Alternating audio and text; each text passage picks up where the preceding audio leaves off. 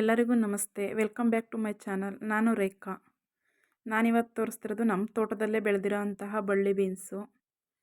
ಅಲ್ಲಿ ನೋಡಿ, ಅಲ್ಲಿ ನಮ್ಮ ತಂದೆ ನೀರು ಬಿಡ್ತಿದ್ದಾರೆ. ಅದನ್ನು ಬಿಟ್ಟಾದಮೇಲೆ ಬೀಜಗಳು ಬರ್ತವೆ. ಬಳ್ಳಿ ಬೀನ್ಸ್ದು ಬೀಜ ಬರುತ್ತೆ. ಬೀಜಗಳನ್ನ ನೆಡ್ತಾರೆ.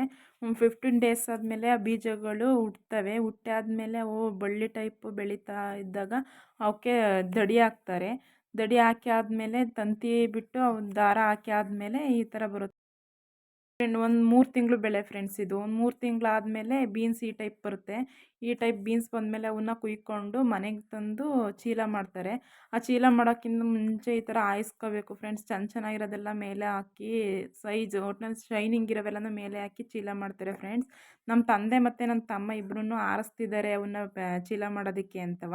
ಅವ್ರ ಜೊತೆ ಹೋಗಿ ನನ್ನ ಮಗಳು ಕೂಡ ಹೆಲ್ಪ್ ಮಾಡ್ತಿದ್ದಾಳೆ. ಫಸ್ಟ್ ವಿಡಿಯೋಗಳಾಗಿರೋದ್ರಿಂದ ಏನಾದ್ರು ತಪ್ಪಿದ್ರೆ ಕ್ಷಮಿಸಿ ಫ್ರೆಂಡ್ಸ್. ಪ್ಲೀಸ್ ಸಪೋರ್ಟ್ ಮಾಡಿ ಫ್ರೆಂಡ್ಸ್. ಈ ವಿಡಿಯೋ ಇಷ್ಟ ಆಗಿದ್ದರೆ ಲೈಕ್ ಮಾಡಿ. ಕೊನೆಗೆ ಯಾವ ಥರ ಚೀಲ ಎಲ್ಲ ಮಾಡ್ತಾರೆ ನೋಡಿ ಫ್ರೆಂಡ್ಸ್, ಈ ಥರನೇ. Thank you friends. ಈ ವಿಡಿಯೋ ಇಷ್ಟ ಆಗಿದ್ದರೆ ಲೈಕ್ ಮಾಡಿ. Thank you for watching.